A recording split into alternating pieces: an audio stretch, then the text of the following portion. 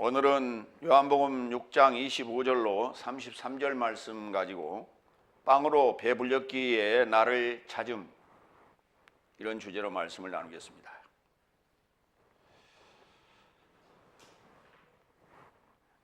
요한복음 6장은 오병이어의 사건과 예수님께서 그날 밤에 산으로 피하셨다가 제 아들을 바다 가운데로 먼저 보내시고 그 바다 위를 걸어가셨다가 제 아들과 합류하고, 그리고 오늘 이제 다시 육지에 다다라서 거기서 일어나는 오늘 대화의 내용입니다.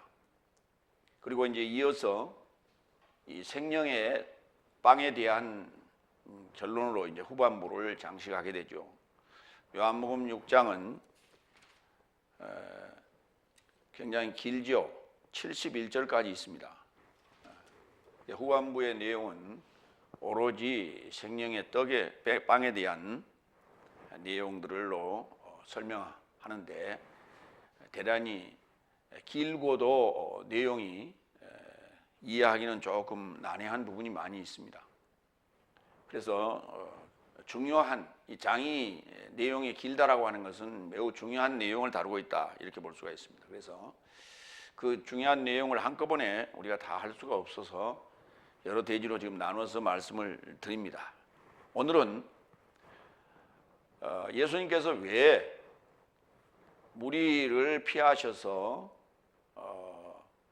그들과 합류하지 않고자 하는, 그들과 격리하고자 하는 그러한 작전을 쓰셨는가에 대한 질문에 대한 답변을 오늘 드리는 그런 내용으로 이해하시면 되겠습니다.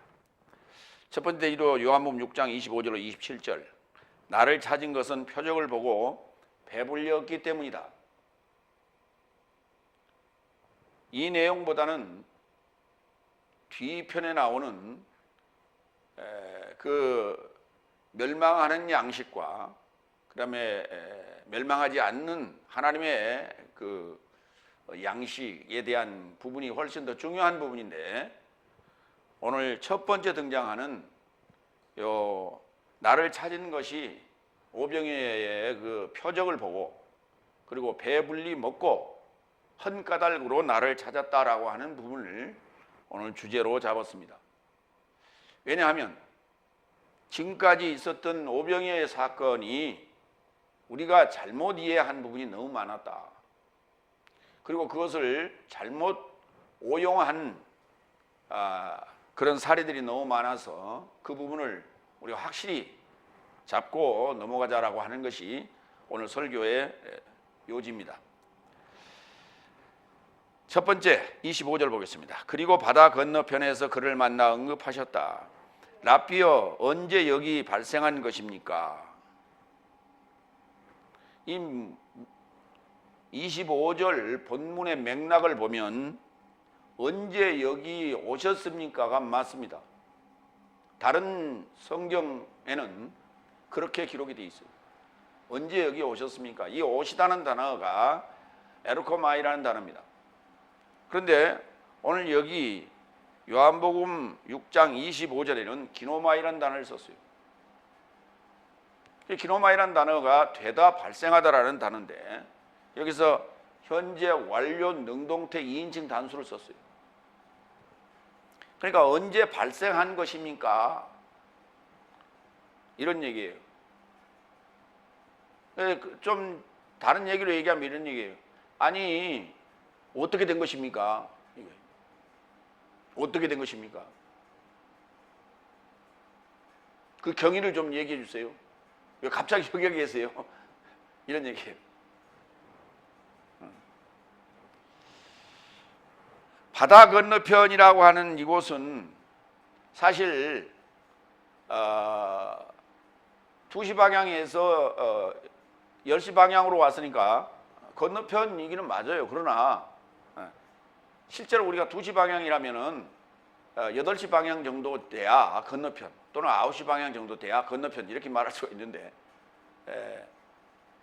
그 옆에거든요. 그래서 그럼에도 불구하고 이렇게 건너편. 그러니까 건넜다라고 하는 의미는, 건넜다라고 하는 의미가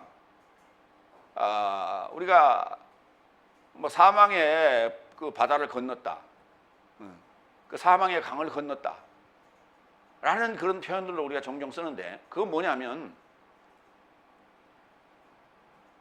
지금 전 상황과 지금 현재의 상황이 전혀 이어지지 않는다는 얘기예요. 오병이의 기적의 그 표적의 사건과 지금 현재의 상황을 연결시키지 말라는 거예요, 지금. 그래서 건넜다라는 얘기를 쓴 거예요. 상황이 바뀌었다는 얘기예요. 그러나 오늘 여기 찾아온 무리들은 여전히 어제 베세다에서 있었던 사건에 지금 취해 있고, 그 사건의 연장선을 요구하고자 예수를 찾아왔던 것이죠. 그곳이 어디냐? 요한복음 6장 23절 24절 더 확인합니다. 그러나 다른 배살미 티베리아스에서 주께서 감사하시고 저 삶이 빵 먹던 곳에 가까이 왔다. 그런즉 그때 무리가 거기 예수 수도 없고 제자 사람도 없음을 알아보고 저 사람도 배살매에 이르고자 승선하여 예수 수를 찾고자 카페르나움에 이르고자 갔다. 이렇게 요한복음 6장 23절과 24절에 기록이 되어 있어요. 그 장소는 어디냐?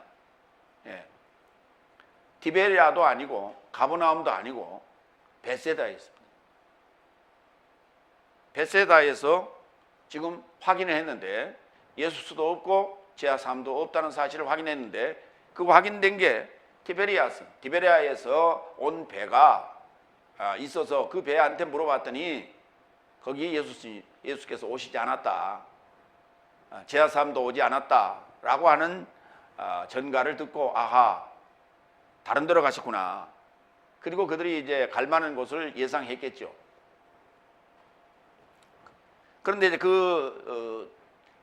오늘 도착한 그곳이 카페르나움이라고 하는 내용으로 요한복음 6장에서는 기록을 하고 있다 그랬어요. 라비어라고 합니다.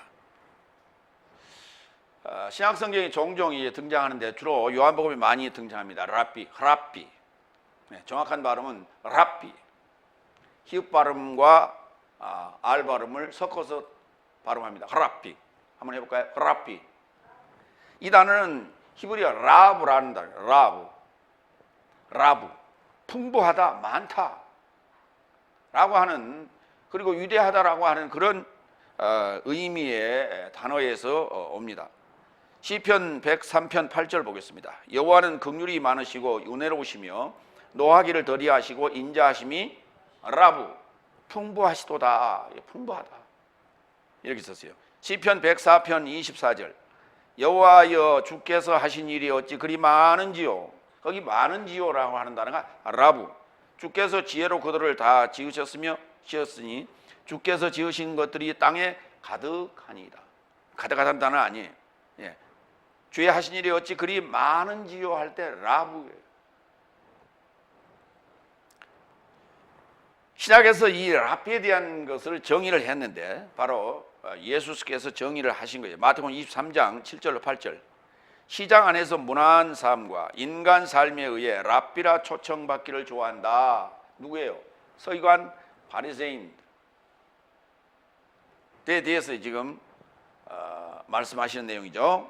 8절. 그러나 네 삶은 랍비라 초청받아서는 안 된다. 왜냐하면 네 삶의 지도자는 그리스도스 한 분이다.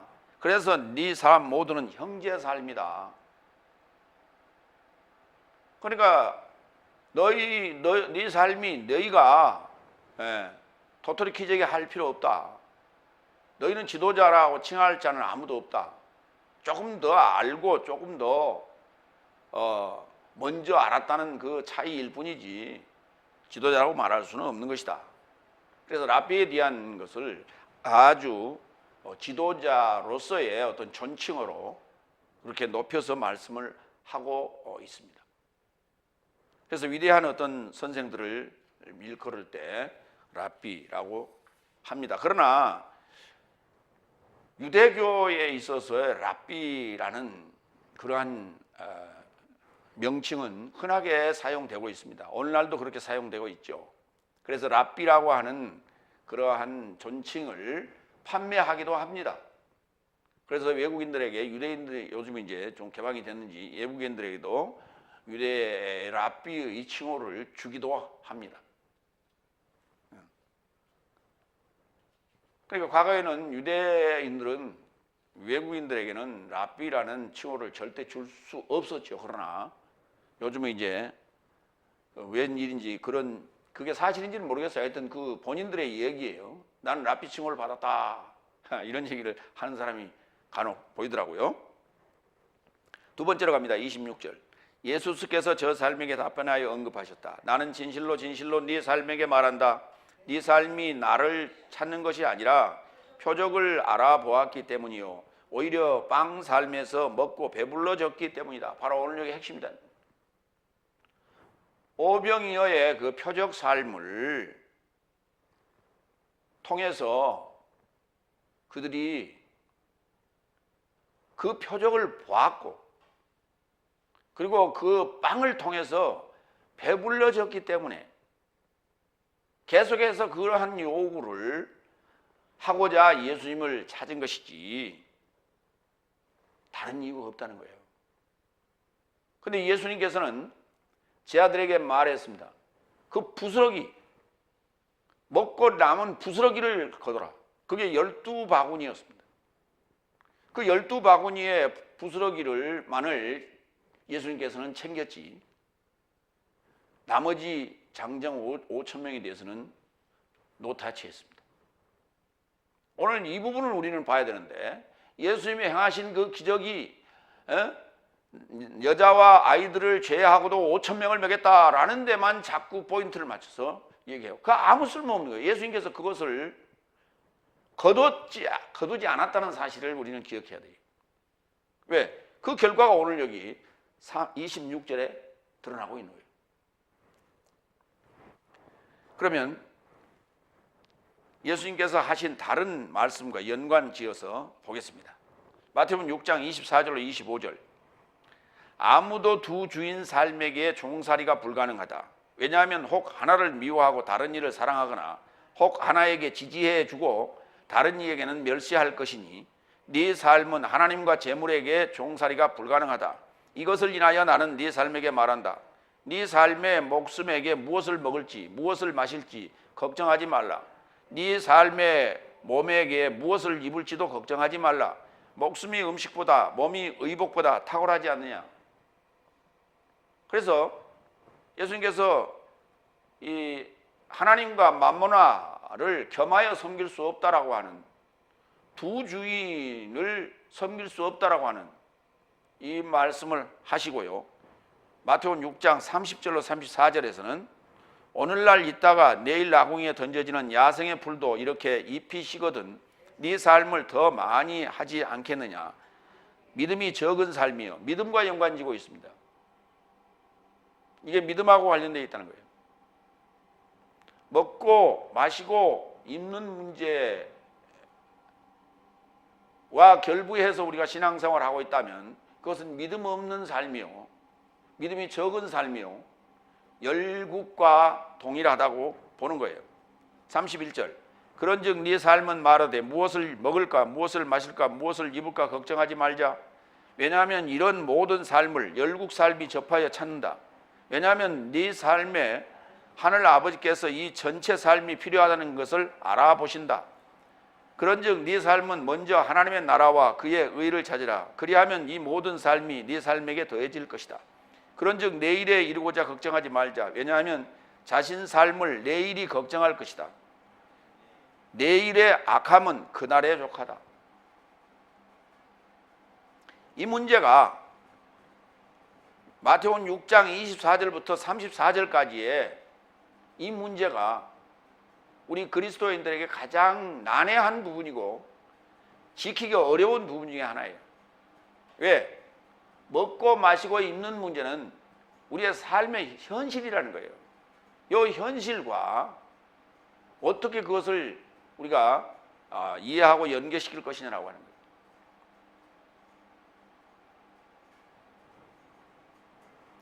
마태복음 3장 6절 33절에 너희는 먼저 내 삶은 먼저 하나님의 나라와 그의 의를 찾으라 했죠. 그의 의에 대해서 살펴보도록 합니다. 5장 6절 마태복음 5장 6절 의를 굶주려야 하고 목말라 하는 삶은 행복하다. 왜냐하면 저 삶이 배부르게 될 것이다. 이게 코르타조라는 나라가 오늘 여기 우리가 빵으로 배불렸다라고 할 때 그 단어가 바로 코르타조예요. 그러면 의로 배불리는 삶과 빵으로 배불리는 삶으로 이제 우리가 구분이 되는데,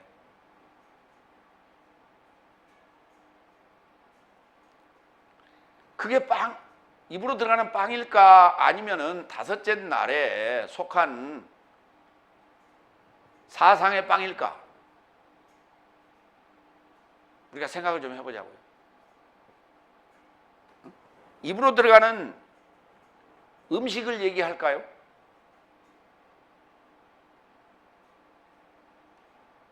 맞습니다. 그것도 해당돼요. 그 입으로 들어가는 음식과 입으로 들어가는 음료와 우리가 입는 의복으로만 국한해서 물질적인 개념으로만 이해하지 말라는 거예요. 메시지 속에 그러한 내용들이, 기복적인 내용이, 그 기복이라고 말할 수 있는데 기복적인 내용이 담겨 있다면 그것은 바로 열국이 추구하는 삶의 목표다라고 말할 수 있는 거예요. 그러니까 당장 하나님의 의를 굶주려 하는 자도 점심때가 되면 밥 먹어야 돼요. 저녁때가 되면 밥 먹어야 돼요. 의로 배불리면 점심도 안 먹고 저녁도 안 먹는다는 얘기가 아니에요. 오늘 지금 교회 안에서 행해지고 있는 기복적인 메시지를 우리는 멸망하는 양식,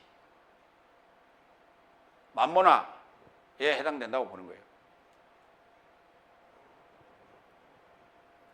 그러니까 메시지 자체가 기복을 추구하느냐 아니면 영생을 추구하느냐라고 하는 거예요. 그에 따라서 우리는 하나님의 나라와 그의 의를 찾고 있느냐 그렇지 않느냐라고 구분하는 거예요. 왜냐하면 수많은 무리는 지도자의 랍비의 그 메시지의 영향을 받을 수밖에 없거든요. 삶의 방향이 결정되고 삶의 지표가 결정되는 것이 그 지도자의 메시지예요. 그럼 오늘 예수님께서 오병이어의 표적을 행하신 것은 현실의 급한 현실의 불을 끄는 상황이었습니다. 저녁 때가 되어서 3일 동안 굶주린 그들에게 배를 채워주는 건 당연한 일이었습니다. 그 당연한 일을 가지고 예수님께서는 우리에게 지금 우리가 추구하는 기복의 정점이다 라고 잘못 오해했다는 거예요. 지금 이분을 우리가 모시고 산다면 영원히 우리는 배 고른 일은 없겠다 라고 그들은 계산했겠죠.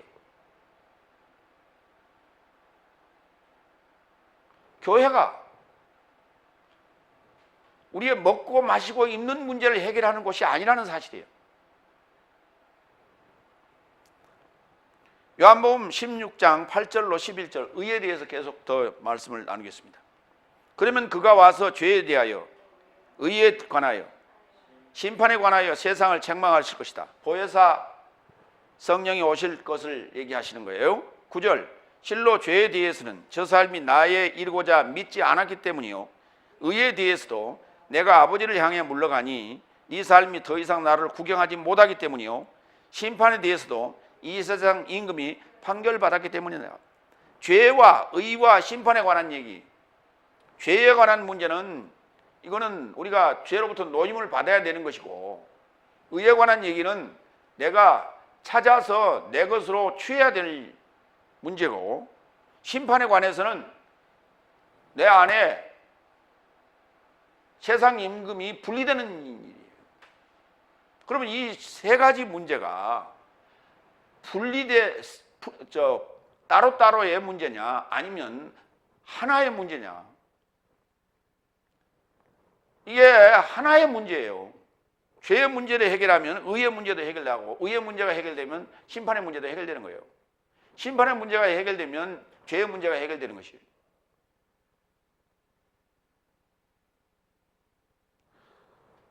그러면 보혜사에 대한 말씀을 지금 하시면서 보혜사로 오실 것을, 다른 보혜사, 다른 성령으로 오실 것을 말씀하시면서, 다시 말해서 세상을 떠날 것을 말씀하시면서 이 말씀을 하시거든요.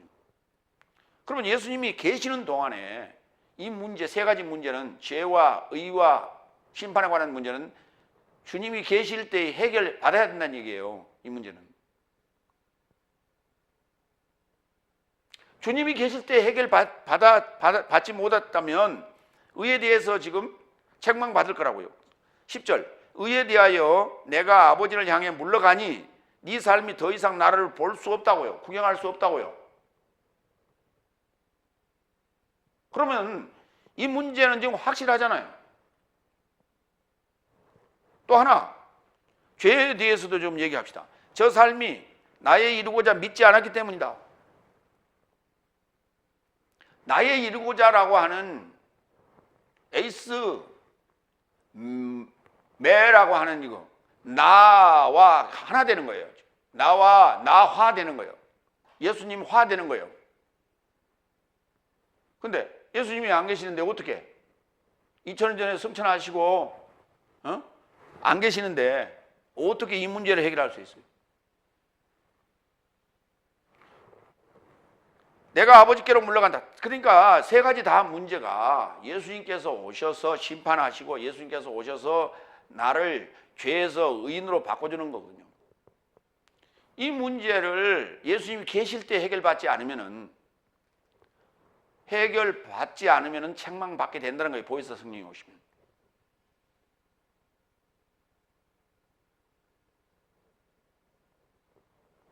그러니까 먼저 이 문제가 해결되는 것이지 지금 기복이 문제가 아니라는 거예요. 오늘 먹고 마시고 입는 문제는 기복에 관한 얘기다. 그렇게 정의를 하시면 됩니다. 로마서 1장 17절. 왜냐하면 의인은 믿음에서 나서 살 것이라고 기록된 바와 같이 그 복음 안에서 하나님의 의가 믿음에 이루고자 믿음에서 나서 계시된다. 이 믿음과 관련된 얘기예요. 죄에 관한 문제가 믿음에 관련된 얘기예요. 믿으면은, 나에 이루고자 믿게 되면은 죄의 문제가 해결되는 것이죠. 그런데 나에 이루고자 주님화가 되면 죄의 문제가 해결되는데 그게 어떻게 해결되는데요? 죄와 사망의 법에서 벗어나는 거예요. 해방되는 거예요. 그것은 바로 십자가에서 주님과 결합해야 됩니다. 그래서 함께 죽고 함께 살아나야 되는 거예요. 이게.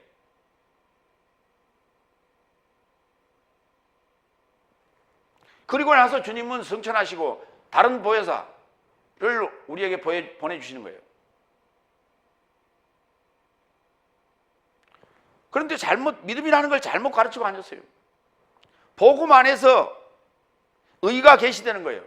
의가 계시되면 바로 그것을 우리가 믿음이라고 해요. 믿음. 그래서 믿음과 의 문제는, 그리고 죄의 문제와 심판의 문제는 이건 같은 시간대에 이루어지는 일이다. 같은 곳에서 같은 시간대에 이루어지는 일이다. 그래서 이 문제를 해결하는 것이 급선무지 기복이라고 하는 우리 삶의 현실의 문제가 우리에게 과제가 아니라는 거예요. 얻어먹어도 먹는 거예요. 주워 먹어도 먹는 거예요. 그래도 살아요, 사람은.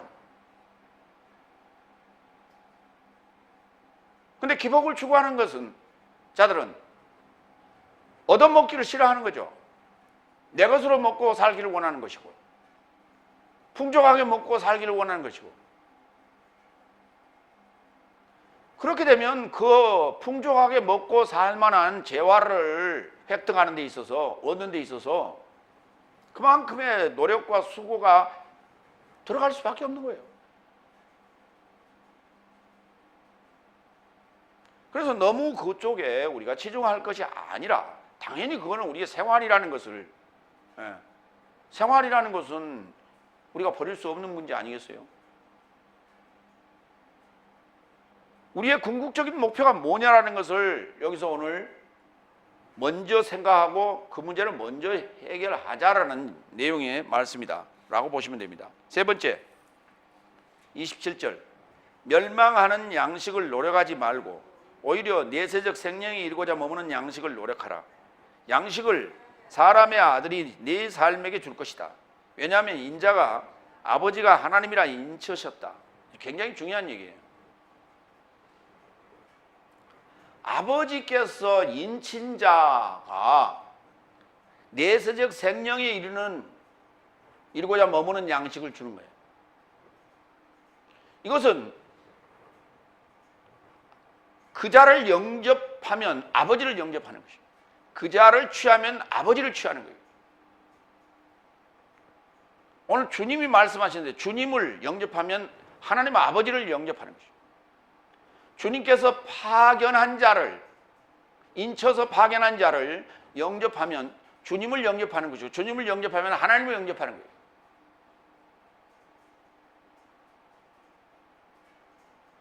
그러니까 예수님께서는 지금 말씀을 하시는데, 본인이 직접 하시는 말씀과 제 아들을 훈육하여 교육하여 내보내는 사도의 삶을 영접할 때도 동일한 효력을 발생한다라고 말씀하고 계십니다. 오늘 그러면 우리 신앙생활하는 이들이 추구해야 될 바가 기복을 좇을 것이냐, 아니면 딱딱하고 어렵지만은 생명의 내세적 생명을 추구할 것이냐 라고 하는 자명한 답이 나와 있는 거예요. 멸망하는 양식은 그걸 노력하지 말고 내세적 생명에 이르는 양식을 노력하라는 거예요. 아버지가 하나님이라 인쳤어요. 아버지가 하나님이라고 인쳤어요. 주님은 아버지가 파견한 자예요. 사도들은 주님께서 파견한 자들이에요. 하나님으로부터 파견받은 자예요. 본인 입장에서는. 그 자들이 뭐냐? 하나님이라 인친 거예요. 그러니까 파견됐다라고 하는 것은 뭐냐면 하나님이라 인친 자들이에요. 그 하나님이 인친 자들이 누구예요? 일곱째 날이죠. 일곱째 날이 오늘 내세적 생명의 말씀을 가지고 있는 거예요. 그래서 그 내세적 생명의 말씀을 가진 인자가 이 내세적 생명을 줄 거예요. 그 주님과 동일하게 하는 거예요. 그래서 하나님이라 인쳤다는 얘기예요. 하나님 누구예요? 아버지죠. 하나님이라 인쳤어요. 그래서 아버지라는 단어와 하나님이라는 단어가 둘 다 주격이에요. 근데 떨어져 있어요. 인치다는 단어 사이에 양쪽에 붙어 있어요. 하나님 아버지를 붙여놔야죠. 근데 떨어져 있어요. 아버지께서 하나님이라 인쳤다고 이렇게 써 있어요. 요한복음 6장 11절로 13절을 다시 돌아가서 보겠습니다. 그러자 예수께서 빵을 취하여 감사하시고 제자 삶에게 나누어 주셨다. 그러자 제자 삶이 기된 삶에게 똑같이 나눠 주었고 물고기 삶도 저 삶이 원하더라. 그래서 저 삶이 채워지게 된 만큼 그의 제자 삶에게 말씀하신다. 어떤 것도 멸망하지 않도록 넘친 조각 삶을 모아라. 그런즉 모았고 5 보릿빵 삶에서 소비한 삶에게 넘친 조각 삶으로 12바구니 삶을 채웠다. 먹고 배불렀다는 것은 소비된 거예요. 그리고 남은 게 다섯째 날에서 남은 게 12바구니. 그 12바구니가 누구였어요? 12제자들을 얘기하는 거예요.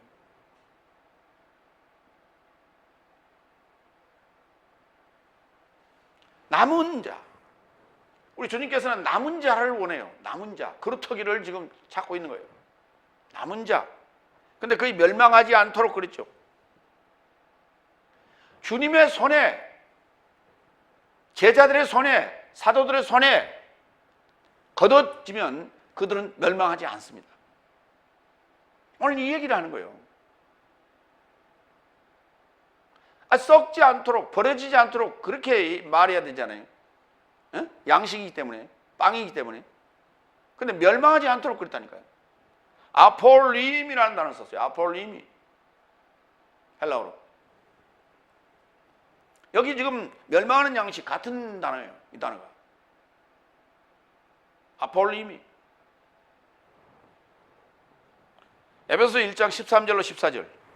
네 삶도 그리스도스 안에서 진리의 말씀을 듣고 네 삶의 구원의 복음을 듣고 그 안에서 네 삶도 믿어 연통의 성령으로 인침을 받았으니 그는 두루 행하심의 구속에 이르고자 그의 영광의 찬양에 이르고자 내 삶의 상속권의 보증이시다. 누가요? 그리스도스가. 그리스도스가 누구라고요? 두루 행하는 구속화되는데 그의 영광의 찬양에 화되는데 내 삶의 상속권의 보증이라고요. 그래서 우리는 그리스도스 안에서 진리의 말씀을 드려야 되는데 그것이 바로 구원의 복음이에요.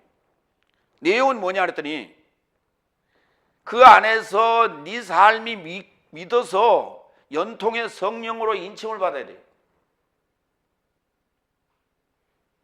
에반겔리아의 성령으로 인침을 받아야 돼요.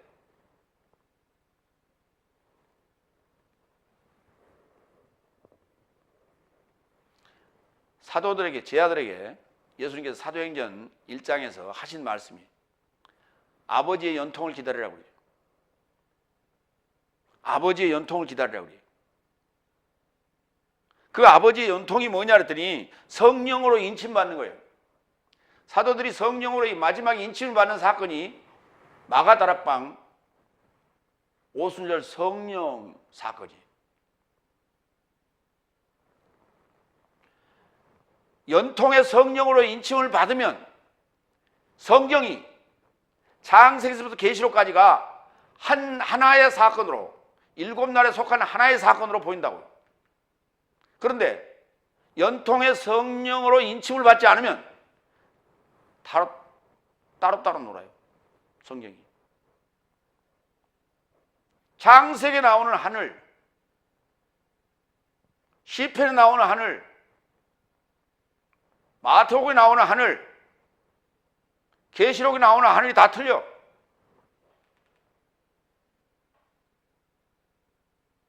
같은 하늘인데 틀려요. 창세기에서 나오는 하늘은 저 우주 공간적 하늘, 예수님께서 승천하신 하늘은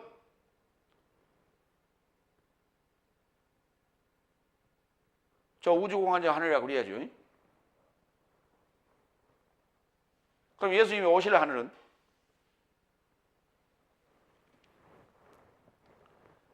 그거를 역사적으로 증명할 수 있냐? 천문학적으로 증명할 수 있냐? 한 사람도 증명할 수 없대요. 그러면서도 그렇게 얘기를 해요.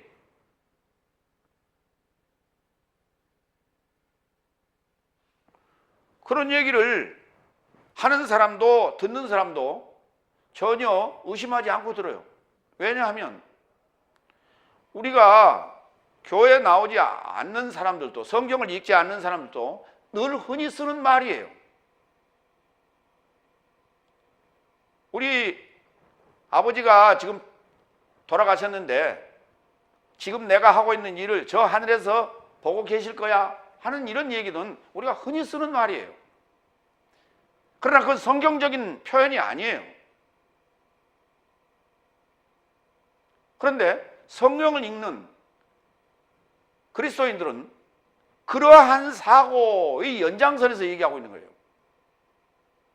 그 하늘에 어디냐라고 하는 것에 대해서는 전혀 찾으려고 하지도 아니하고 노력하지도 않아요. 어떻게 쓰여 있는지 찾아보지도 않아요. 왜 구약에는 쌍수로 되어 있고 왜 신약에는 단수로 되어 있고 복수로 되어 있는지를 전혀 생각하려 하지도 아니하고 찾으려 하지도 않아요. 다시 말해서 하늘의 현주소를 모르고 있어요. 그러면서 자기들은 죽으면 하늘 갈 거라고 착각을 하고 있어요. 그거는 믿는 자들이 아니라니까요. 안 믿는 자들도 그렇게 얘기한다니까.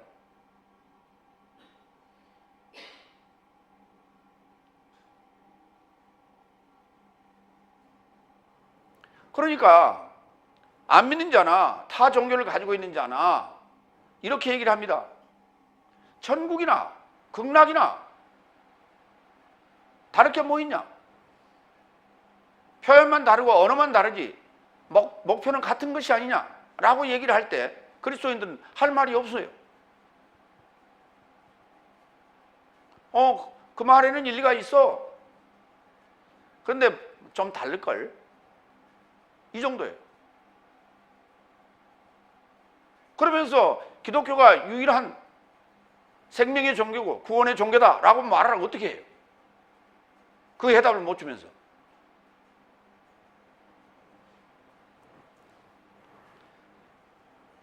여기 네 삶이라고 하는 에베소 1장 13절에 네 삶이 누구예요? 에베소 교인들을 향해서 얘기하는 거예요. 지금. 오늘 우리들을 향해서 얘기하고 있는 거예요. 그리스도 안에서 진리의 말씀을 듣고 구원의 복음을 듣고 그 안에서 그리스도 안에서 네 삶도 믿었고 연통의 성령으로 인침을 받았다고 말합니다. 자, 인침을 받은 자가 뭘 가지고 있어요? 내세적 생명의 말씀을 갖고 있잖아요. 이걸 위하여 노력하라는 거예요. 이걸 다시 말해서 일곱째 날에 들어가기를 노력하라는 거예요. 계시록 7장 4절. 그리고 내가 날인된 삶의 수를 들었는데 인친 삶의 수를 들었는데 이스라엘 자손 삶의 모든 지파에서 날인된 삶이 144천 삶이다. 144천 삶이에요. 숫자가 아니에요. 14만 4천이라는 숫자가 아니에요. 첫 아담에서 부한 본성이 묶이는 거예요. 부한 본성이 묶이는 거예요. 첫째 날부터 다섯째 날까지가 이게 묶이는 거예요. 그걸 인쳤다고 그래요. 그걸. 그런 여기 144천이 14장에 가면 시온산에 희생양과 함께 서 있습니다. 이 일곱째 나팔이에요. 일곱째 날에 들어가기를 힘쓰라는 거예요. 그들이 누구예요? 일곱째 나팔을 부는 자들이에요. 그 일곱째 나팔이 바로 내세적 생명의 말씀인 거예요. 두 번째 대조로 갑니다. 요한복음 6장 28절로 30절. 하나님의 사역이 뭐냐? 하나님의 일이 뭐냐? 하나님이 파견한 자에 이루고자 믿는 것이다. 같은 맥락이에요. 네 번째 28절. 그런즉 저 삶이 그를 향하여 언급하였다. 내 삶이 하나님의 사역 삶을 노력하려면 무엇을 행해야 합니까? 여기 노력하다는 단어로 이걸 일하다는 단어예요. 일하다는 단어. 그러니까 힘써 일한다는 단어가 노력이에요. 그냥 일하는 거예요.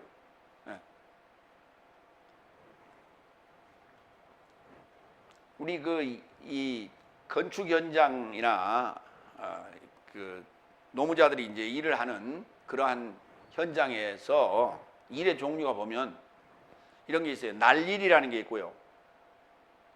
그 다음에 돈 내기라는 게 있어요. 그 뭐냐면 날일이라고 하는 것은 그냥 일이 얼만큼 오늘 해야 된다라는 양이 정해져 있는 게 아니에요. 그냥 닥치는 대로 그냥 이거 하면 이거 하고 저거 하면 저거 하고 하는 거예요. 그런데 돈 내기라는 것은 요만큼의 일을 얼마에 계약을 해서 그것을 마치는 거예요. 그래 훨씬 단가가 세죠. 예. 그러니까 그게 바로 노력이에요. 정해진 일을 시간 안에 맞춰야 돼. 그래야 나에게 그만큼의 소득이 오는 거예요. 그게 노력이에요. 그런데 날일이라고 하는 것은 그냥 안 보면 쉬고 저기 보면 감독자가 나타나면 일하는 척하고 하는 게 날일이. 그걸 일이라고 할 수가 있나 그거? 안 보면 계속 그냥 놀고 있는 거지. 여기 일 또는 사역이라는 단어가 에르곤이라는 단어예요. 이 에르곤이라는 단어는 에르가조마이, 일하다 또는 노력하다라는 동사에서 옵니다. 그런가 하면 에르가테스라는 단어도 있는데 이건 일꾼이에요. 그럼 다른 말로 얘기하면 사역자 아닙니까? 굳이 그냥 일이라는 개념으로 보편화시키지 말자고요. 사역 하면 훨씬 더 의미가 더 나아지죠. 그러면 야고보서 2장 17절로 21절, 해감이 없는 믿음은 죽음이 믿음이다, 이렇게 일반적으로 알고 있는 부분인데요. 그 대목을 사역이라는 단어로 한번 바꿔서 읽어봅시다. 야고보서 2장 17절로 21절, 이와 같이 믿음도 사역을 갖지 못하면 그 자체로 죽은 것이다.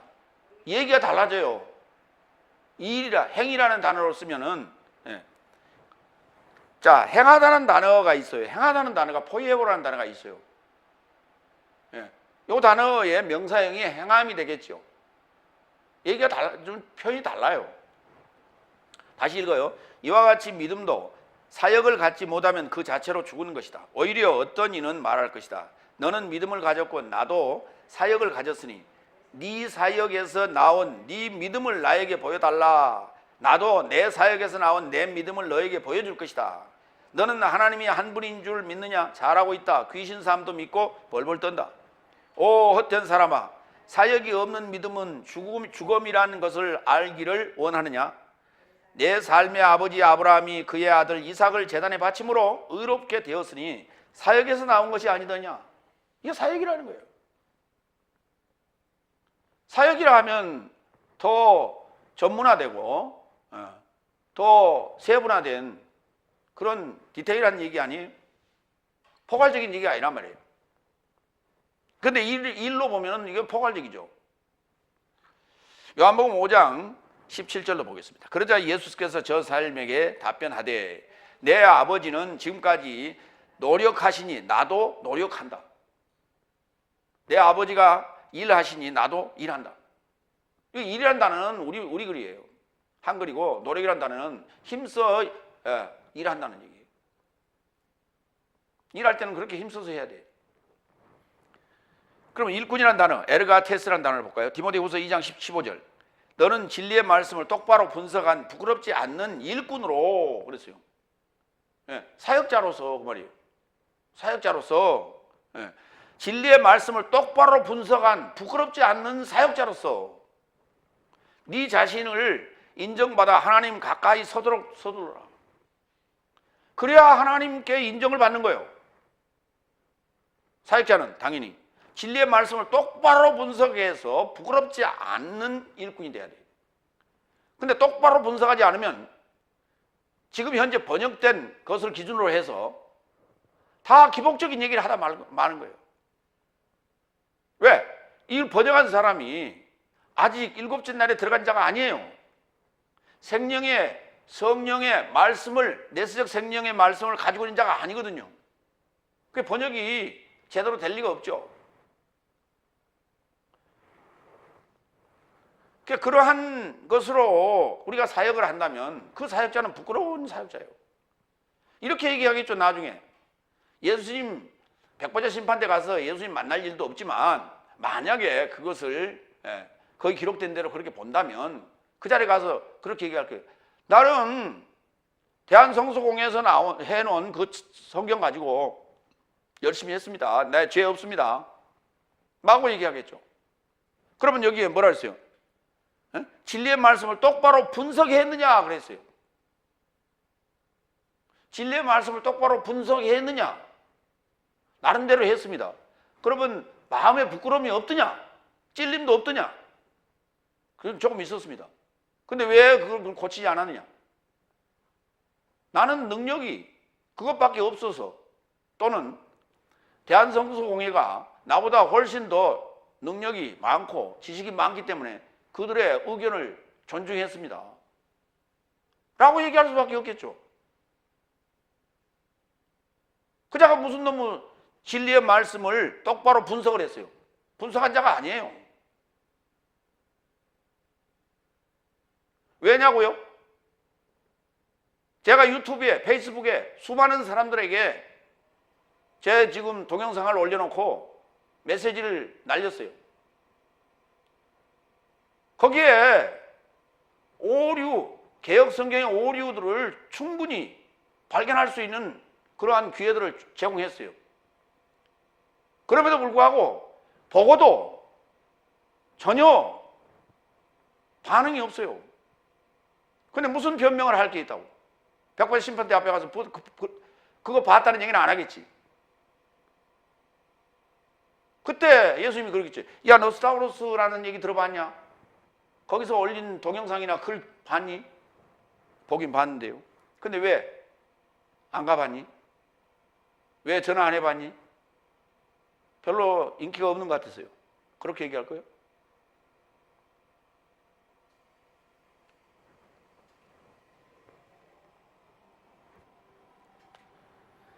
다섯 번째, 29절. 예수께서 답변하여 저 삶에게 언급하셨다. 저가 파견한 자에게 이루고자 믿고자 하는 것이, 이것이 하나님의 사역이다. 파견한 자의 이루고자 믿고자 하는 거예요. 파견한 자를, 파견받은 자를 믿는 게 아니라 파견한 자의 이루고자 믿고자 하는 것이 하나님의 사역이에요. 그러면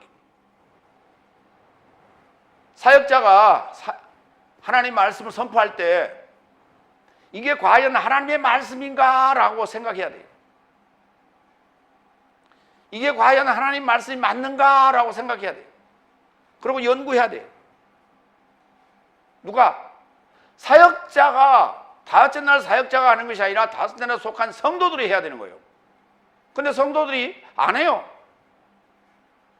그들도 이렇게 얘기했지. 우리 목사님이, 백발심판대 앞에 갔을 때 우리 목사님이 들려준 메시지를, 설교를 나는 열심히 듣고 그대로 하겠습니다.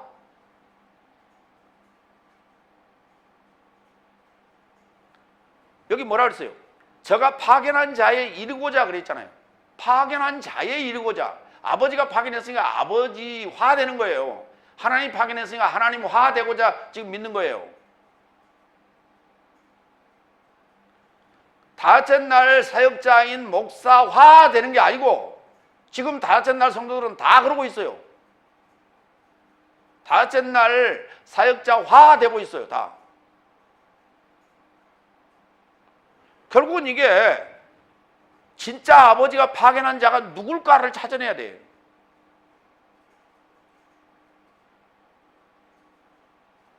우리가 얼른 생각해도, 신앙생활 조금 연륜이 있는 사람이라면 얼른 좀 생각해도 아버지가 파견한 자가 많을까요? 적을까요? 당연히 그 수가 적다는 것은 성경에 기록되어 있어요.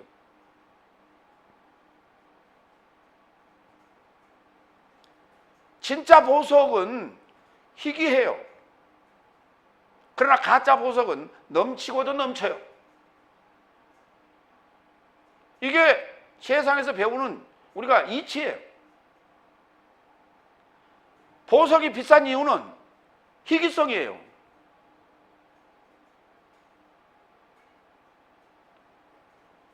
그러면 금은 보석이요, 아니요? 금은 많잖아요, 세상에. 예, 쓰임새가 많고 그것도 재화의 한 방편으로 소유를 하기 때문에, 그래서 그것도 흔하고 넘치지만은 그래도 그건 비싼 칙에 들어가요. 보석이라고 볼 수도 없지만 하여튼 보석류에 들어가요. 그러나 금을 제외한 나머지 모든 보석들은, 금은 돌이 아니거든. 그러니까 보석이라고 말하기는 그래요.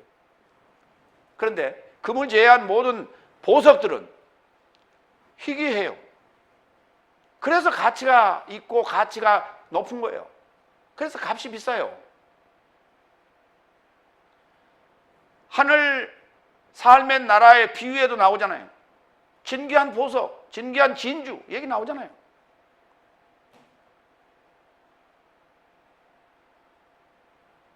하나님이 보낸 자는 적은 자입니다. 적습니다, 숫자가. 그리고 좁은 길이에요, 그 길은. 넓은 길이 아니에요. 넓은 길은 많은 사람들이 가는 거예요. 다수가 가는 거예요. 기독교의 교리는, 진리는 다수의 결정권이 아닙니다.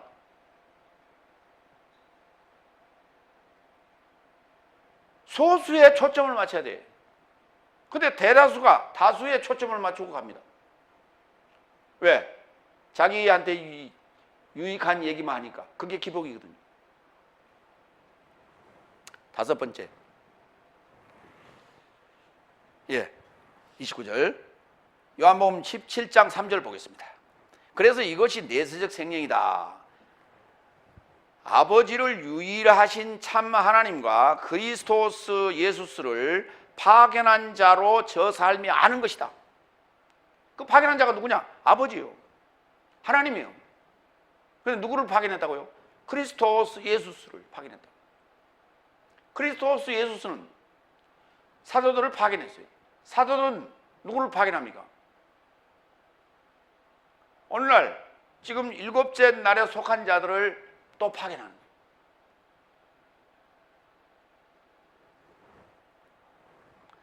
마태복음 23장 37절 봅니다. 예루살렘아 예루살렘아 예언자 삶을 죽이고 예루살렘을 향하여 파견된 삶을 돌로 치는 자여, 나는 암탉이 자기 병아리 삶을 날개 아래 끌어모으는 방식으로 네 자녀 삶을 끌어모으려고 몇 번이고 원했으나 네 삶은 원치 않았다. 왜? 다수를 쫓았을 거예요. 다수의 의견을, 다수가 믿는 그 메시지를, 그 종교를 택했기 때문에 내게 오지 않았다고 얘기해요. 그리고 예루살렘을 향하여 파견된 삶을 돌로 쳤다고 그래요. 예수님 자신을. 이것이 그때나 지금이나 현실이에요. 지금은 달라졌다고요? 가면 갈수록 성경에 대한, 말씀에 대한 연구도 없고 말씀에 대한 해석도 더욱더 지금 엉터리 해석을 하고 앉았어요. 말씀에 대해서 함부로 얘기해요. 누구나 개나 새나 얘기하고 있어요. 과거에 우리가 경험했던 그러한 현재 기독교가 아니에요.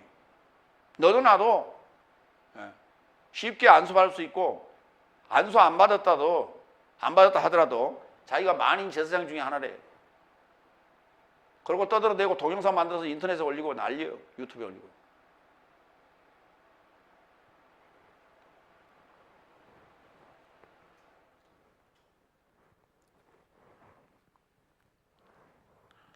여섯 번째, 3절. 그런즉 저 삶이 그에게 언급하였다. 그런즉 내 삶이 당신으로 알아보고 믿게 하려고 당신은 무슨 표적을 행하십니까? 무슨 노력을 하십니까?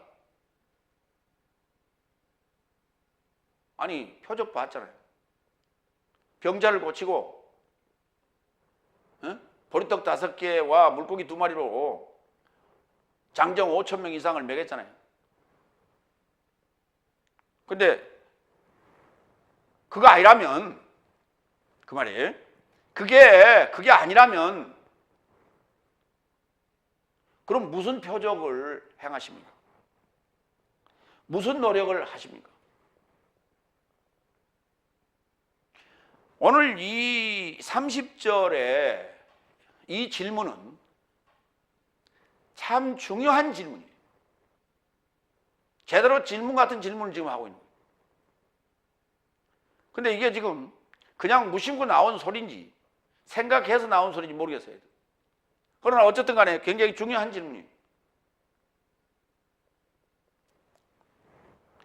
여기에 대해서 예수님께서는 답변 안 하셨어요.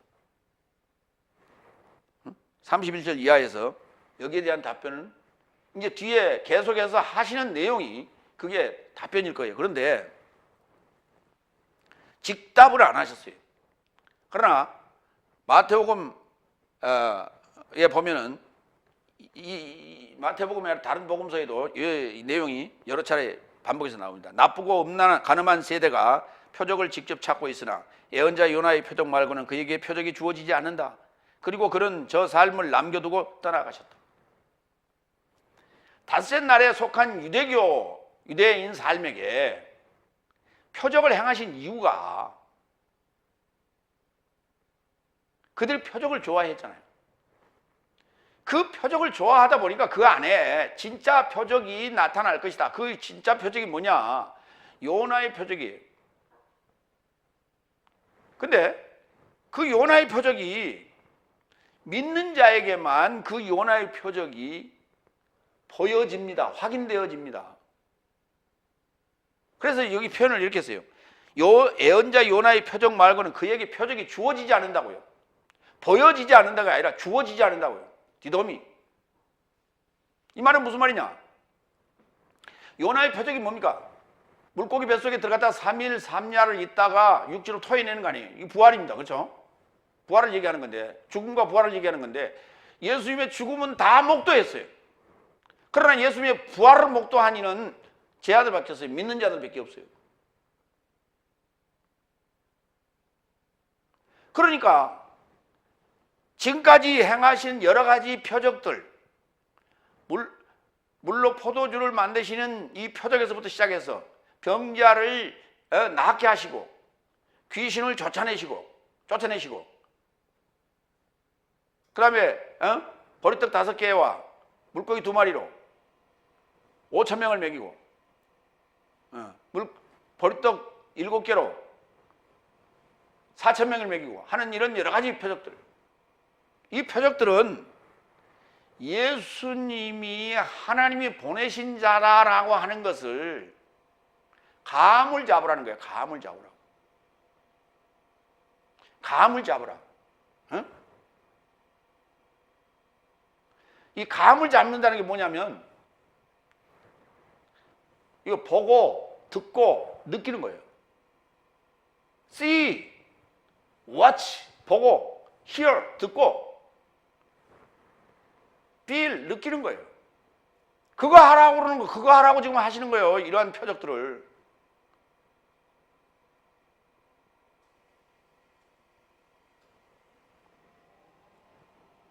그런데 오늘날도 이와 같은 기이한 표적들을 행하시는 이들이 있어요. 근데 그 표적 뒤에 이어지는 메시지를 잘 들어보라.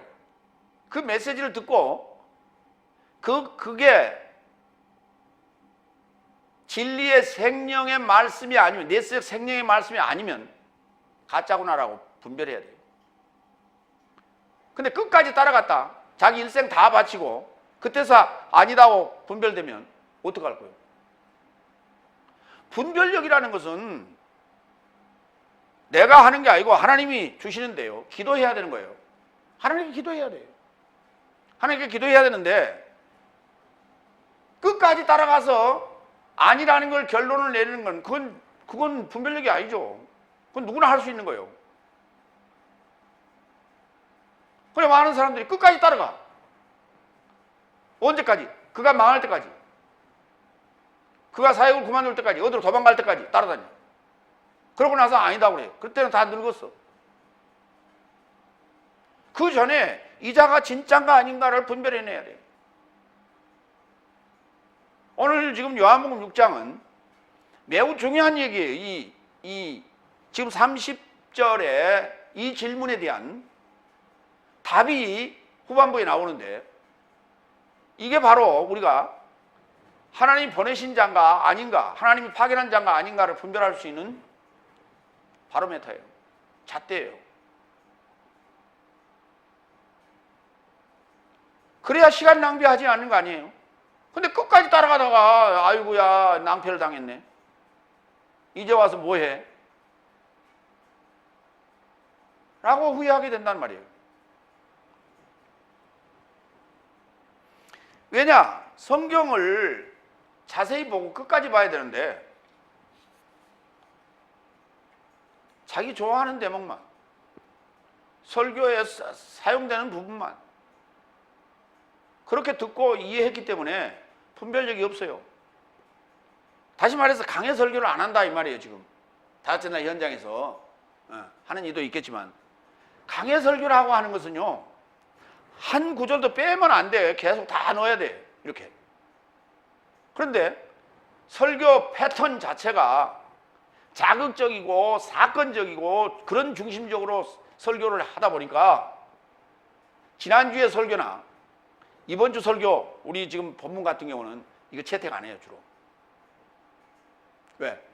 별로 할 말이 없거든. 사건이 이슈가 될 만한 사건이 별로 없거든. 평이한 대화거든. 근데 평이한 대화 속에 진리가 있어요. 근데 사건 중심으로만 늘 설교를 하다 보니까 이 평이한 대화 속에 진리를 찾아서 그거를 끌어낼 수가 없어요. 왜? 그런 훈련이 안 돼 있거든. 그래서 강해 설교는 못 하는 거예요. 강해 설교를 못 하니까 성경을 보는 눈이 자기 좋아하는 것만 그것만 딱 언더라인 해놓고 형광펜으로 딱딱 그어놓고 그것만 봐 맨날.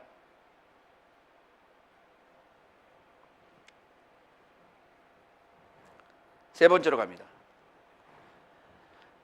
요한복음 6장 31절 33절 표적. 표적이 뭐냐고요? 참 하늘에서 세상에 주는 생명의 빵이 이게 표적이에요. 이게 표적이라고. 일곱 번째 31절 하늘에서 빵을 저 삶에게 먹도록 주었다고 기록되어진 것과 같이 내 삶의 조상 삶은 광야 안에서 만나를 먹었습니다 라고 무리가 계속해서 이어서 말을 하고 있는 거예요. 이게 진짜 표적 아닙니까? 지금 얘기하고 있어요. 이게 진짜 표적 아니요. 넷째 날 광야에서 모세가 준 거예요. 뒤에는 보면 뒤에 보면 모세가 줬다고 그렇게 나와요. 네. 어디 나오냐면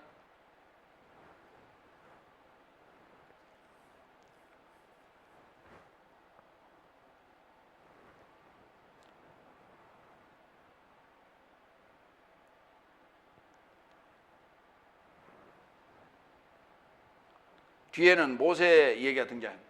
오늘 여기 이들은 지금 유대교 다시 말해서 다섯째 날에 속한 자들은 모세가 하나님께 기도해서 모세가 그 만나를 끌어냈다. 그리고 모세가 기도를 해서 그 메추라기도 주게 되잖아요. 고기를 먹이게 되잖아요. 그래서 그 모세의 기적, 오늘도 지금 모세의 기적에 대한 얘기는 우리가 종종 합니다. 우리 남해 다도해에 보면 또는 서해 쪽에 다도해에 보면 간혹 그렇게 썰물 때 바닷길이 열려서 섬하고 연결되는 그러한 그 길이 드러나기도 합니다. 그때 우리는 모세의 기적이다 이런 말을 씁니다. 하늘에서 만나가 내려서 먹을 것이 쏟아지는 그런 현상도 모세의 기적이라고 그래요. 오늘 이들이 지금 얘기하는 게 이게 바로 표적 아니에요. 진짜 표적라고 지금 31절 또 한술 더 떴어요. 그러니까 이거 안 떴으면 좋았을걸. 한술 더 떴어요. 그러니까 그들이 알고 있는 지식이 이것밖에 한계가 없기 때문에 다섯째 날 입장에서는 이렇게 얘기할 수밖에 없었어요. 하늘에서 빵을 저 삶에게 먹도록 주었다고 기록되어진 것 같이 어디? 출애굽기 민수기에 내 삶의 조상 삶은 광야 안에서 만나를 먹었습니다. 이렇게. 이게 표적 아니에요, 진짜. 이게 하나님을 믿게 하는 표적 아닙니까? 모세는 이렇게 노력했지 않소? 지금 이 얘기를 하는 거예요. 출애굽기 16장 4절로 5절 봅니다. 때에 여호와께서 모세에게 이르시되 보라 내가 너희를 위하여 하늘에서 양식을 비같이 내리리니 백성이 나가서 일용할 것을 날마다 거둘 것이라. 이같이 하여 그들이 나의 율법을 준행하나 아니하나 내가 시험하리라. 제6일에는 그들이 그 거둔 것을 예비할지니 날마다 거두던 것에 갑절이 되리라. 이것도 지금 규칙 중에 하나예요. 그리고 율법을 준행하나 아니하나 보자라고 시험하신다고 그랬어요. 그러니까 넷째 날 만나를 주시고 다섯째 날 그들에게 기복을 준 것도, 허락한 것도 사실은 시험용이에요. 시험하시는 거예요. 내 명령과 율법과 규례와 규례를 지키나 안 지키나. 그런데 지키면 많이 주고 안 지키면 끊어버리고 그러지 않았어요. 출애굽기 16장 15절. 이스라엘 자손이 보고 그것이 무엇인지 알지 못하여 서로 이르되 이것이 무엇이냐 하니 모세가 그들에게 이르되 이는 여호와께서 너희에게 주어 먹게 하신 양식이다 그랬어요. 이것이 무엇이냐라는 말이 만나예요. 그리고 먹으면서도 이게 무엇인지 몰랐어요. 같이 갖고 맛은 달고 그랬어요. 그런데 이것이 무엇이냐 그랬어요. 그걸 가지고 빻아서 이것도 만들고 저것도 만들고 여러 가지 요리를 해서 먹었다 그랬어요. 하나님 말씀을 가지고 하나님이 모세를 통하여 준 율법을 가지고 이것도 만들고 저것도 만들고 다 만들어 먹는 거예요.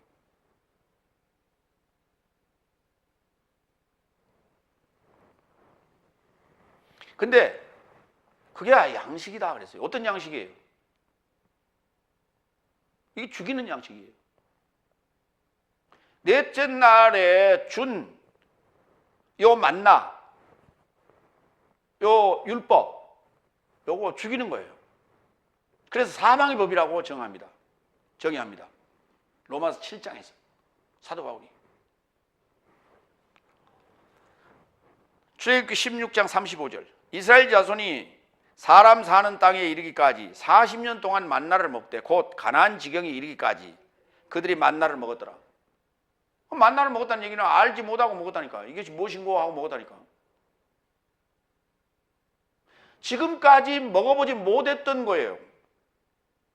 하나님께서 여호와께서 모세를 통하여 준 요 율법은, 그리고 그 하나님 말씀 지침은 그들이 경험하지 못했던 것들이 지금까지. 세상 나라의 바로 아래에서는 그들이 경험하지 못했던 거예요. 그것을 지금 광야라는 교회 안에서 처음 맛본 거예요.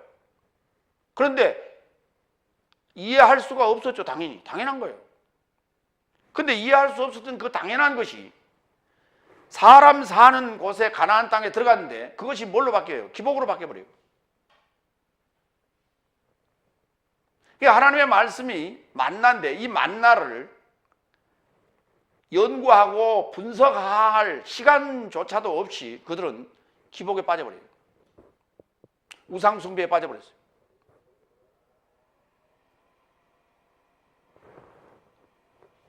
그러니 이것이 나를 죽이는 사망의 법이라는 걸 깨달을 시간이 어디가 있었어요? 없죠.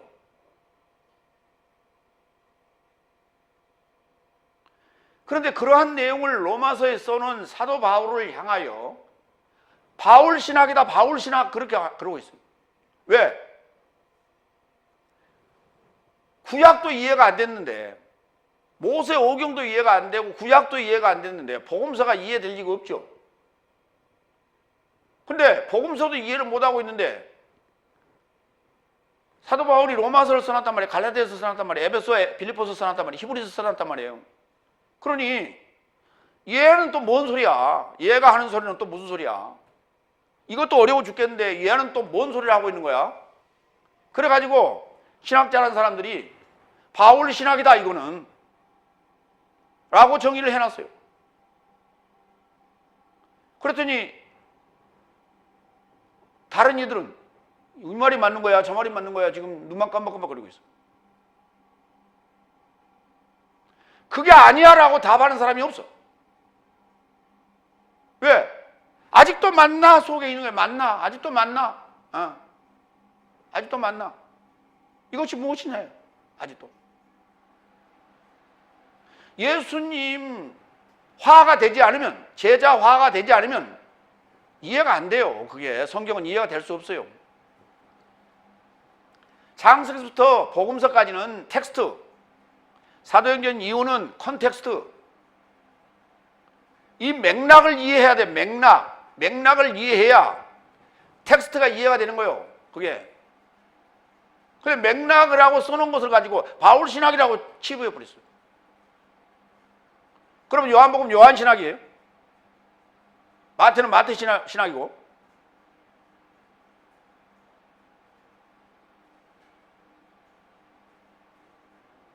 그러면 이해 안 가는 건 따로따로 떨어지고 이해 안 가는 건 다 그냥 그렇게 얘기를 해. 아가서를 쓴 건 누구 썼어요? 솔로몬이 썼죠. 그럼 솔로몬 신학이에요, 그게? 그럼 모세오경은 모세 신학이고. 이해가 안 가면 이해가 안 갑니다라고 하나님한테 매달려야지. 자기가 무슨 지식이 있고 실력이 있다고 정의를 내려요.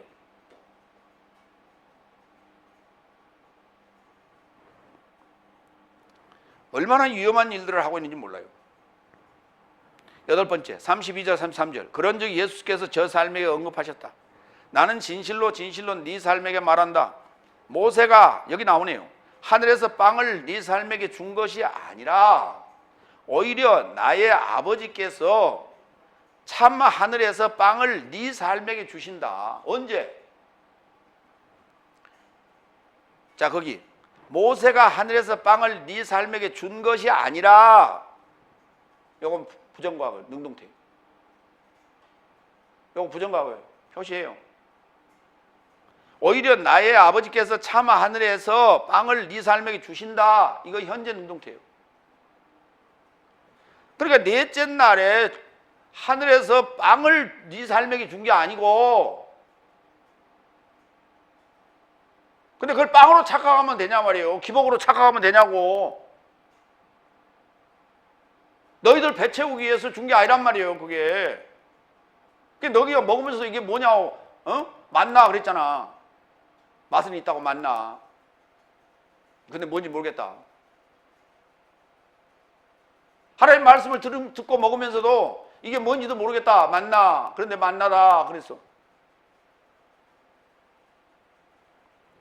그게 아니고 하나님의 빵은 하늘에서 내려오는 것이며, 그게 참 하늘에서 빵을 네 삶에게 주는 것 주신다. 지금 여섯째 날에.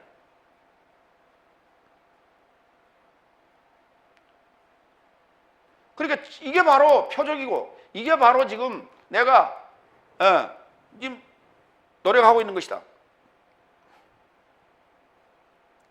구원을 위한 노력을 하고 있다. 믿음을 믿게 하는 노력을 하고 있는 것이다. 이게. 예수님께서 이제 이렇게 언급하시고 넘어가는 거예요, 지금. 그래서 연결을 해야 돼요. 왜냐하면 하나님의 빵은 하늘에서 내려오는 것이며 세상에게 생명을 주시는 것이다. 자, 넷째 날 하늘에서 내리는 만나를 먹었는데 죽었어요? 살았어요? 다 죽었죠. 그게 입으로 들어가는 거예요? 귀로 들어가는 거예요? 대답 좀 해봐. 응? 거기 그 얘기가 이제 나오는 거예요. 뒤에 이제 그 설명들을 좀 할 거예요. 먼저 좀 땡겨봅니다. 요한복음 6장 49절. 네 삶, 조상의 삶은 광야 안에서 만나를 먹고 죽었어도, 이렇게 나와요. 그 다음에 요한복음 6장 50절로 52절. 지금 하늘에서 나서 내려오는 이 빵은 누구나 먹고 죽지 않게 하려는 것이다. 나는 하늘에서 나서 내려온 살아있는 빵이니 누구나 이 빵을 먹으면 내세적 생명이 이루고자 살 것이다. 자, 모세 때 하늘에서 내려온 빵은 먹고 죽었죠. 그 빵이 입으로 들어가는 빵 맞아요? 응? 그런데 나는 하늘에서 내려온 살아있는 빵이다 그랬어요. 아니, 살아있는 빵이 어디 있어요? 여러분, 살아있는 빵이 있어요?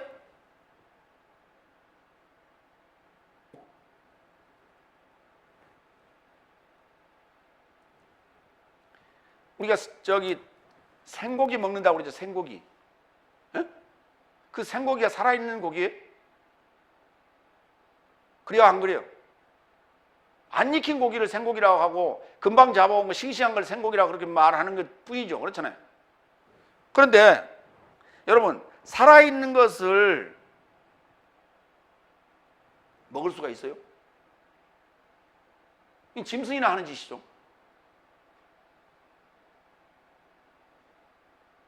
짐승이나 하는 짓이에요, 이게. 그러니까 네 삶의 조상 삶은 광야에서 만나를 먹고 죽었어. 그렇죠? 그런데 지금 하늘에서 내려오는 이 빵은 누구나 먹고 죽지 않는데 나는 하늘에서 나서 내려오는 살아있는 빵이다. 이 빵을 먹으면 내세적 생명에 이르고자 살 것이다 그랬어요. 이 빵이 입으로 들어가는 빵이요? 아니요. 입으로 들어가는 빵이 아니라니까.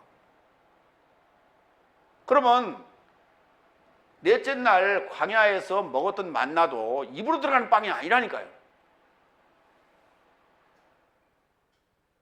근데 두 표현을 뭐라 그러냐면 두 가지 표현을 다 먹는다라고 표현했어요. 먹는다라고 표현을 하니까 다 입으로 들어간 걸로 착각을 해요.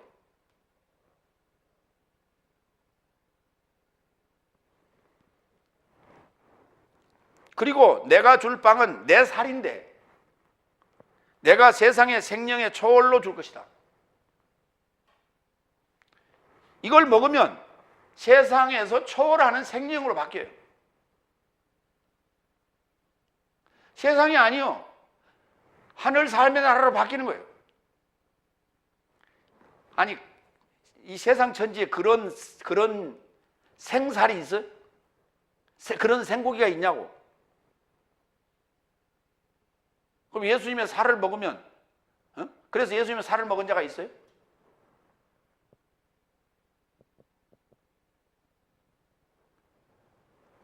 예수님께서 하시는 말씀은 생명의 말씀의 내세적 생명의 말씀이란 말이에요. 그 말씀, 그래마 해설을 얘기하는 거예요. 성경 해설을. 이 해설을 먹는다 표현했어요. 이걸.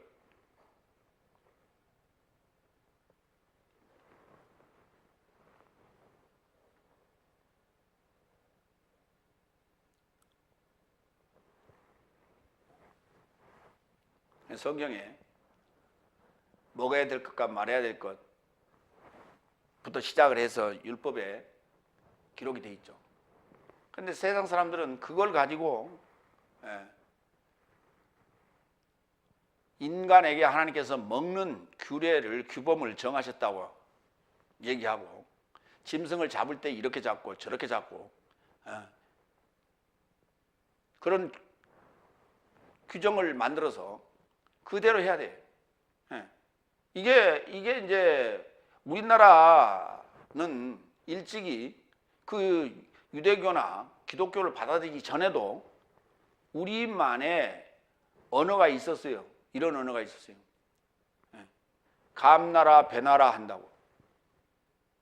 제상에 감나라 배나라 이것저것 다 따지고 간섭한다는 거예요. 그게 이게 규정에 맞네 안 맞네 이렇게 따지는 거예요. 감나라 배나라 하는 거예요. 그게 그런 규정들이 넷째 날 모세 오경에 모세를 통해서 주어진 그 규범 속에 그렇게 보여요. 그거는 뭐냐? 야생에서 놓여 그렇게 놔서 먹이던 자들을 하나님의 백성 만들라니까 새로운 규범을 주기 시작하는 거예요. 이 교회법입니다. 그게 교회법 그냥. 그래서 훈련시키는 거예요. 훈련 방법이다. 그 자체가 구원도 아니고 그 자체가 생명도 아니에요. 그 길들이는 방법이에요. 근데 그 길들이는 방법을 가지고 지금까지도 성장하지도 못하고 있으면서 그것이 맞냐 틀리냐 아직도 갑론을박하고 감나라 배나라 하고 앉았어요. 요즘 시대가 바뀌었는데 요즘도 옛날식 제사를 드리는 그러한 가문들이 있어요. 근데 거기 감나라 배나라 합니까? 아니 옛날 과거에 우리 조선 시대만 하더라도 그때 바나나를 제사상에 올렸어요? 요즘 바나나도 올리고 파인애플도 올리고 막 마음대로 올린다고 그러죠.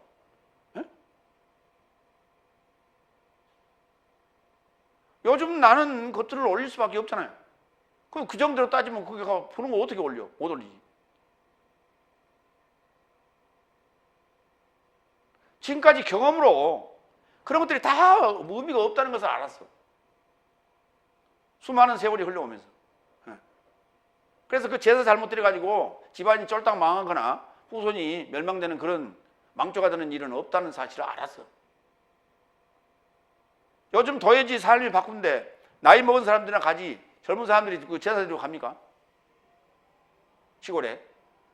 그래 안 가도 문제없이 살아가고 있다는 사실을 이제 경험상으로 알게 되는 거예요. 그래서 그게 무의미하다는 사실을 알아. 근데 아직도 교회 안에서는 그걸 먹어야 되느냐 안 먹어야 되느냐, 토요일이 맞냐 일요일이 맞냐, 응? 이런 거 아니었어요 아직도. 오늘 여기까지만 보겠습니다. 오병이의 빵은 먹고 배부른 까닭에 예수를 왕 삼으려는 삶에게 넷째 날 만나를 먹고도 죽은 양식 같은 것입니다. 참 하늘이 주는 내세역 생명의 빵을 찾으라 주님은 말씀하고 계시는 거예요. 참 하늘인 인자의 내세역 생명의 빵은 다음 주에 계속 설명드리겠습니다. 기도하겠습니다.